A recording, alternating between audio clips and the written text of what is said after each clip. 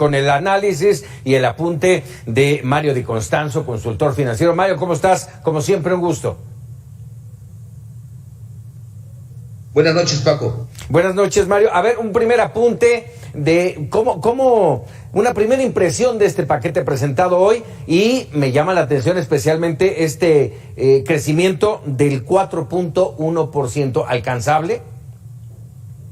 Mira, yo te diría que es un presupuesto optimista por el lado del crecimiento, muy optimista.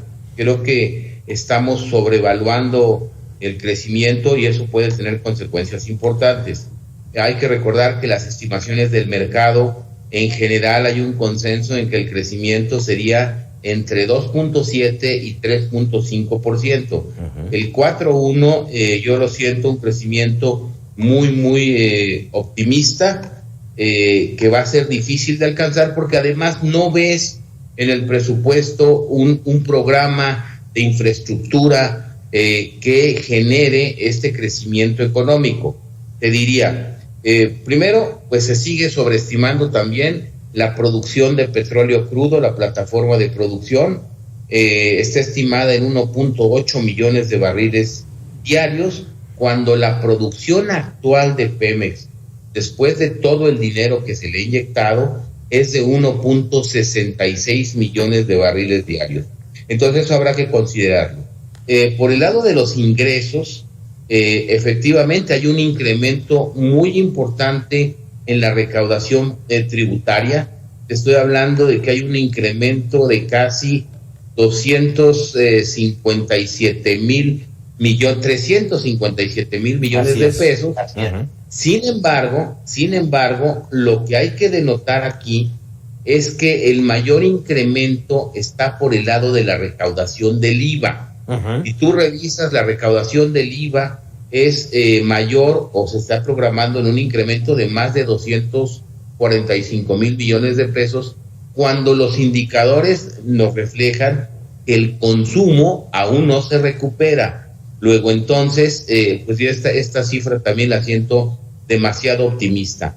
Por el lado del gasto, efectivamente el secretario Ramírez de la O anunció que la inversión pública sería casi de 1 billón de pesos, son 982 mil millones para ser exactos, lo que tampoco te deja ver un crecimiento muy significativo en este rubro. Si lo comparamos con el presupuesto anterior, estamos hablando de 157 mil millones de pesos más, que no alcanzan precisamente para detonar el crecimiento. Lo que sí me llama mucho la atención es el crecimiento en el pago de servicios personales. Estamos hablando que el próximo año se pagarán 1.46 billones de pesos en sueldos y salarios. Esta cifra es 91 mil millones de pesos más o más alta que lo que presupuestaste el año pasado.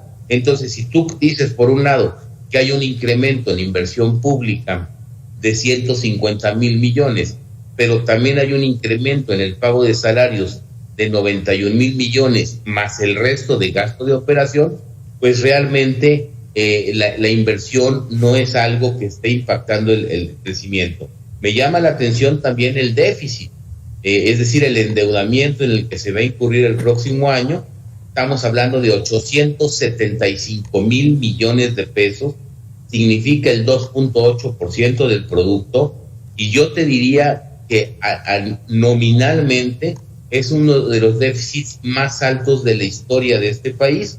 Hay que recordar que el año pasado el déficit se proyectó en 718 mil millones de pesos y que la propia Hacienda, en los precriterios de política económica, ubicó este déficit en 657 mil millones de pesos. O sea, hay una expansión importante del gasto que no está haciendo esta expansión del gasto en puros programas de inversión. No ves un programa, vamos a llamarle así, dedicado a que se detone la infraestructura, que se detone el empleo. Te voy a dar un ejemplo.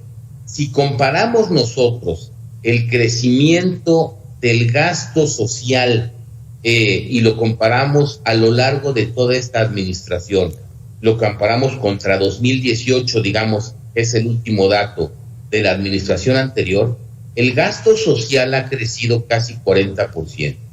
En cambio, el gasto en desarrollo económico ha crecido 16%. Uh-huh. El resultado que hemos observado es que hay un mayor número de pobres. Luego, entonces, estás dedicando más gasto social, sin embargo, el número de pobres ha aumentado. Te voy a decir, por ejemplo, que el gasto en el sector agropecuario, a lo largo de la presente administración, ha caído casi 30%. Eso explica mucho el crecimiento en los alimentos, en el precio de los alimentos y de los productos básicos, por ejemplo, como el maíz, como la tortilla, el crecimiento, por ejemplo, en infraestructura de transportes apenas del 3.9%, y por ejemplo el gasto en turismo, un sector que ha sido tan castigado por la pandemia, ha caído 71%. Oye, Mario, déjame preguntarte por último, el tema de educación, ¿crece, no crece? ¿Cómo viene? Mira, en el tema de educación hay un crecimiento, sí, efectivamente, si lo hablamos nosotros a nivel sector, hay un crecimiento del 16%, pero no hay que olvidar que el crecimiento en este sentido es más enfocado al gasto corriente, es decir, son sueldos y salarios. Uh-huh. Para darte una idea, por ejemplo, el gasto total de la SEP, que se programa para el próximo año, uh-huh, es muy cercano a los 364,000 millones de pesos. Solo que de estos 364,000 millones de pesos, más de 100,000 millones, y estamos hablando de casi 150,000 millones, son de sueldos y salarios, ¿no? Son 360,000 millones de sueldos y salarios. Y si nos vamos, por ejemplo, al gasto de inversión, uh-huh, de la SEP, estamos hablando apenas de 935 millones. Luego, entonces, a veces son estas cifras engañosas en sí, cuanto a su composición. Claro. Entonces, no vemos de dónde se van a sacar recursos para equipar, claro, por ejemplo, escuelas. Mucho que analizar todavía, y seguramente, si tú nos lo permites, lo seguiremos haciendo de tu mano. Mario, te agradezco como siempre. Al contrario, Paco, muy buenas noches y un saludo a ti y a todo tu auditorio. Muchísimas gracias, Mario y Constanzo. Vámonos rápidamente a Chihuahua.